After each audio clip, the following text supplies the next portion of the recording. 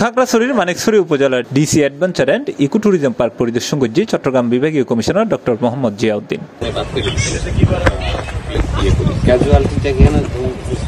জুলাইর 5 তারিখ বেলা 11:30টায় উপজেলার ডলু এলাকার সরকারিভাবে গড়ে ওঠা এই পার্কত বিভিন্ন স্পট পরিদর্শন শেষে পার্কর সানসেট পয়েন্টত বৃক্ষরোপণ কর্মসূচিতে অংশ লইয়ে বিভাগীয় কমিশনার।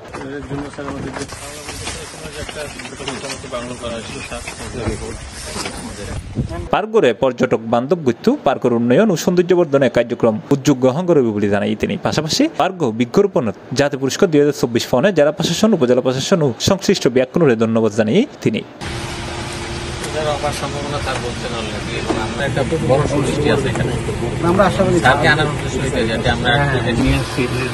এই সময় উপস্থিত আছেন খাগড়াছড়ি জেলা প্রশাসক ABM ইফতেখারুল ইসলাম খন্দকার, অতিরিক্ত জেলা প্রশাসক রুমানা আক্তার, অতিরিক্ত জেলা ম্যাজিস্ট্রেট হাসান মারুফ, মানিকছড়ি উপজেলা নির্বাহী কর্মকর্তা তাহমিনা আফরোজ ভুঁইয়া, উপজেলা সহকারী কমিশনার ভূমি সৈয়দ শাফকাত আলী, মানিকছড়ি সার্কেলের সহকারী পুলিশ সুপার অমিত কুমার দাস সহ আরো বোধকেই।